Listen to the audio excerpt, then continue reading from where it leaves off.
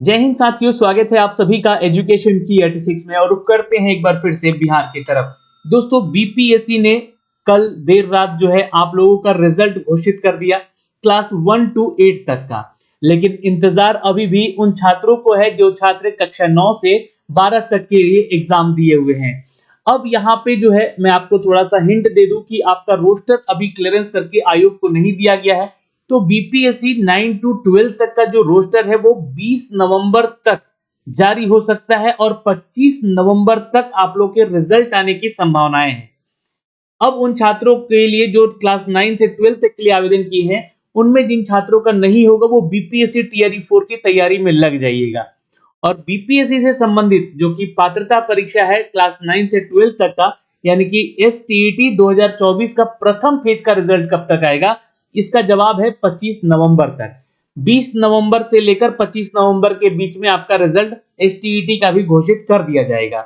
दूसरी चीज की, जो भी छात्र यहां पर अगली परीक्षा में बैठेंगे यानी बीपीएससी टीआरई 4 में बैठेंगे, वो पूछ रहे हैं कि सर बीपीएससी टीआरई 4 का नोटिफिकेशन कब तक आ जाएगा। तो जब तक देखिए, जब तक बीपीएससी टीआरई 3 का सारा जो एग्जाम का रिजल्ट है वो घोषित नहीं हो जाता, पहली चीज आपका काउंसलिंग होने शुरू हो जाएगा। काउंसलिंग जैसे ही समाप्त होगा वैसे ही आपका यहाँ पर टीआरई 4 का नोटिफिकेशन भी दे दिया जाएगा, क्योंकि रोस्टर पे काम अभी भी चल रहा है। टीआरई 4 में कितनी वैकेंसीज आएंगी इसकी जानकारी हम आपको वीडियो में देंगे, वीडियो के अंत तक बने रहिएगा। अब आते हैं दोस्तों उन छात्रों के लिए, बात करते हैं जो बीपीएससी टीआरई 3 से अपना सिलेक्शन ले रहे हैं। यानी कि कल जो देर रात रिजल्ट घोषित हुआ है बीपीएससी के द्वारा क्लास 1 to 8 तक का, उन छात्रों में जिन छात्रों ने सिलेक्शन लिया है कि अब उनकी काउंसलिंग के समय उनको कौन कौन से डॉक्यूमेंट्स की जरूरत पड़ेगी, और अगर आप अदर स्टेट से हैं तो आपको कौन कौन सी बातों को ध्यान में रखना है, ये भी मैं बताऊंगा डॉक्यूमेंट्स को लेकर। तो प्लीज वीडियो में बने रहिएगा अंत तक, और कोई भी आपके डाउट है तो कमेंट बॉक्स में कमेंट करके एक बार जरूर पूछिएगा, या आप हमें डायरेक्ट मैसेज कर सकते हैं। आप हमारे इंस्टाग्राम पे, उसका लिंक हमने डिस्क्रिप्शन में दे दिया है, या तो आप हमारे टेलीग्राम पे जुड़ जाइए, टेलीग्राम पे लिंक भी हमने डिस्क्रिप्शन में दे दिया है एजुकेशन की 86 का। चलिए तो शुरुआत करते हैं इस वीडियो को। तो जैसे कि आप लोगों का जो मुख्य सवाल था यहाँ पर कि सर रिजल्ट को लेकर बीपीएससी टीआरई 3 का जो रिजल्ट जारी हुआ है, अभी तक जो है रिजल्ट यहाँ पर 1 to 5 तक का जारी हो गया है, 1 to 8 तक का जारी हो चुका है, 9 to 12 तक का कब तक जारी किया जाएगा, यानी कि 9 से 12 तक का रिजल्ट कब तक जारी होगा। तो ये मैंने जैसा कि बताया कि 20 नवंबर, ये ध्यान रखिएगा, से लेकर 25 नवंबर तक आपका रिजल्ट और रोस्टर दोनों ही क्लियर होकर दे दिया जाएगा। डॉक्यूमेंट्स वेरिफिकेशन की अब बारी है यहाँ पर, तो क्या क्या लेकर जाना है, डॉक्यूमेंट्स में छात्रों को क्या क्या सुधार करवाना होगा और सुधार कैसे होगा इसके उपाय बताऊंगा। टीआरई 4 का नोटिफिकेशन कब तक आ जाएगा, और एसटीईटी 2024 से संबंधित और एसटीईटी 2024 का दूसरा फेज का एग्जाम कब तक हो जाएगा। चलिए सब खबरों में आते हैं, डॉक्यूमेंट्स पे आते हैं। डॉक्यूमेंट्स की बात करें तो सबसे पहले आपके पास आधार कार्ड आपका होना चाहिए, और उस आधार कार्ड से जो लिंक्ड आपका मोबाइल नंबर है वो होना चाहिए। सपोज मान लीजिए कि बहुत सारे छात्र छात्राओं का यहाँ पर मोबाइल नंबर उनका आधार कार्ड से रजिस्टर्ड नहीं रहता है, तो आप जो है अपने मोबाइल नंबर को रजिस्टर्ड करवाएं, या फिर जो भी नंबर रजिस्टर्ड है उस मोबाइल नंबर को, यानी कि जैसे कि आपके माता पिता का कोई नंबर उसमें डला होगा, है ना, तो वो नंबर आपको काउंसलिंग के दौरान लेकर जाना होगा। आधार कार्ड पे ओटीपी भेजा जाएगा उससे संबंधित मोबाइल नंबर पे, और वो ओटीपी आपको वहां पे देना होगा। तो ये दो चीजें जरूरी है डॉक्यूमेंट्स के समय, वेरिफिकेशन के समय, काउंसलिंग के दौरान। मोबाइल नंबर रजिस्टर्ड आधार कार्ड से संबंधित होना चाहिए, लिंक्ड होना चाहिए, पहली चीज। नहीं है तो आप जो है इसको लिंक्ड करवा लीजिएगा, मैं आपको अभी बता देता हूं। और अगर इसमें जैसे कि मैसेज आना शुरू हो जाए वैसा स्थिति में करवा लीजिएगा कि आपका ओटीपी आए तो आपके उस मोबाइल नंबर पे ओटीपी आ जाए, तो ये सुधार करवा सकते हैं अभी भी। या तो आपके पास पैन कार्ड है या ड्राइविंग लाइसेंस है या फिर कोई भी ऐसा पहचान पत्र है, वो भी साथ में एक जरूर लेकर जाइएगा इन डॉक्यूमेंट्स में, पहली चीज। दूसरा चीज की पासपोर्ट साइज आपका फोटो होना चाहिए। कितना फोटो आपके पास होना चाहिए, तो कम से कम 5 से 10 फोटो जो है आप अपने पास रख लीजिएगा। ये सारी जानकारी दे रहा हूं, इस जानकारी को आप लोग ध्यान से देखिएगा और स्क्रीनशॉट भी लेते चलिएगा। 5 से 10 फोटो आपको लेके जाना है, ये ध्यान रखिएगा, अपना पासपोर्ट साइज फोटो होना चाहिए। और वो फोटो होना चाहिए जो आपने फॉर्म भरते समय अपलोड किया था।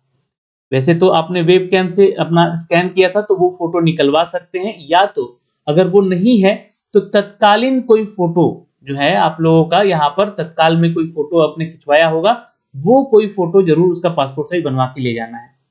अब दूसरा यहाँ पे अपडेट है कि जो एडमिट कार्ड है, जो आपने एग्जाम दिया है टीआरई 3 का, वो लेकर जाना है। बीपीएससी टीआरई 3 का ही एडमिट कार्ड लेके जाइएगा, जो आप लोगों ने एग्जाम देते समय, आप लोग प्रीलिम्स के एग्जाम देते समय ले गए थे बीपीएससी टीआरई 3 का। सवाल ये है कि टीआरई 2 और टीआरई 1 वाला मत लीजिएगा जो लोग एग्जाम दे चुके हैं। फिर अगला डॉक्यूमेंट्स है कि एप्लीकेशन फॉर्म जो आपने भरा है वो भी मांगा जाएगा। ठीक है, ये उस दौरान जो है आपका एप्लीकेशन फॉर्म उसको प्रिंट आउट करा के जरूर रख लीजिएगा। अब बहुत सारे छात्र बोलेंगे कि सर हमने फॉर्म भरते समय इसका प्रिंट आउट नहीं लिया था, तो ये आपकी गलती होगी यहाँ पे। ठीक है, तो ये जानकारी है यहाँ पर कि इसका भी प्रिंट आउट लेकर जाना है, आपको ये मांगा जाएगा डॉक्यूमेंट वेरिफिकेशन के समय। अब एजुकेशन क्वालिफिकेशन के डॉक्यूमेंट्स पे आते हैं। तो जो छात्र यहाँ पर देखिए, चूंकि 1 to 8 तक का ही यहाँ पर अभी काउंसलिंग होना है, तो उसकी जानकारी हम दे रहे हैं। तो जो छात्र क्लास 1 to 5 में है, ठीक है, ये ध्यान रखिएगा, 1 to 5 में अगर आप हैं तो 10th का मार्कशीट और उसका सर्टिफिकेट, अगर सर्टिफिकेट आपके पास नहीं है तो निकलवा लीजिए अपने कॉलेज से, अपने स्कूल से, अपने बोर्ड से। प्लस 12th का मार्कशीट और उसका सर्टिफिकेट, यानी कि अंक पत्र जिसको हम लोग कहते हैं, और यहाँ पर इसको कहते हैं प्रमाण पत्र। तो ये दोनों ही आप लोगों को निकाल के ले जाना है, 10th का और 12th का। तीसरा, ये चूंकि 1 to 5 का बता रहा हूं तो इसमें ग्रेजुएशन की तो जरूरत नहीं पड़ती है एलिजिबिलिटी में, लेकिन यहां पे आपको बता दें कि 1 to 5 के लिए 10th 12th के अलावा जो आपका डॉक्यूमेंट लगेगा वो सीटीईटी का प्रमाण पत्र, जो कि पेपर 1 आपने पास किया है जिस विषय में। फिर उसके अलावा जो है आपका डीएलएड का, क्योंकि क्या है कि सुप्रीम कोर्ट के द्वारा ये आदेश आया कि 1 to 5 में जो है आप वही छात्र आवेदन कर सकते थे जो कि डीएलएड किए हैं। ठीक है, तो ये ध्यान रखिएगा, यहां से जो है बीएड नहीं चलेगा, डीएलएड नहीं चलेगा, एमएड नहीं चलेगा, आपको चलेगा यहाँ पर क्या, सॉरी डीएलएड चलेगा यहाँ पर, है ना। तो डीएलएड के लिए सर्टिफिकेट आपको लेके जाना है, यहाँ पर बीएड का सर्टिफिकेट लेके नहीं जाना आपको। ठीक है, जो छात्र 1 to 5 के लिए आवेदन किए हैं, तो आपको यहाँ पर क्या करना है, तो डीएलएड का जो है आपको जो है सर्टिफिकेट लेके जाना है, याद रखिएगा, है ना।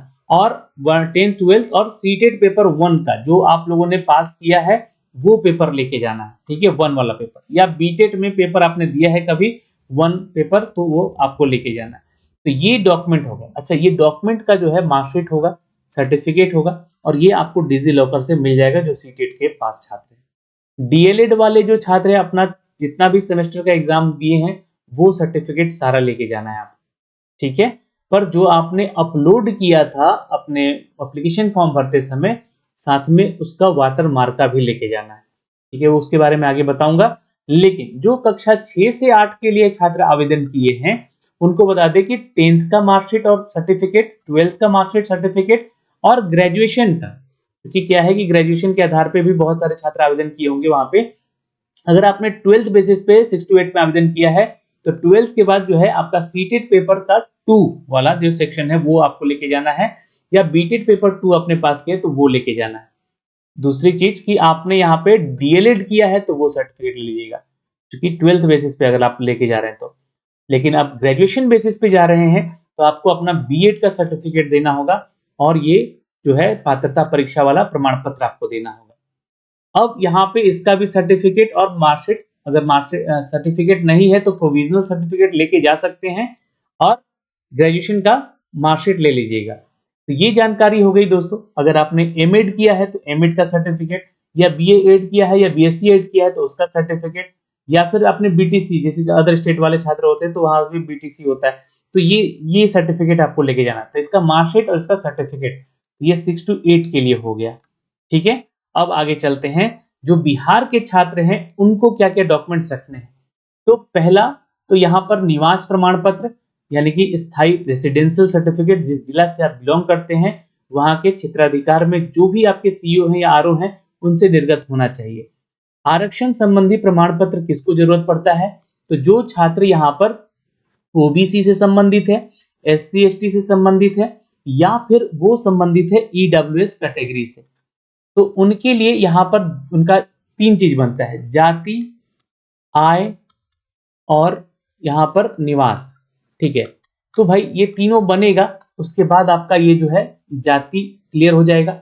जो ओबीसी से है वो ओबीसी ईबीसी से है तो उनको एनसीएल का सर्टिफिकेट, और जो यूआर कैटेगरी में है उनको ईडब्ल्यूएस कैटेगरी का सर्टिफिकेट। अगर आप बिलोंग करते हैं, आप उसका सर्टिफिकेट लगाए हैं तो।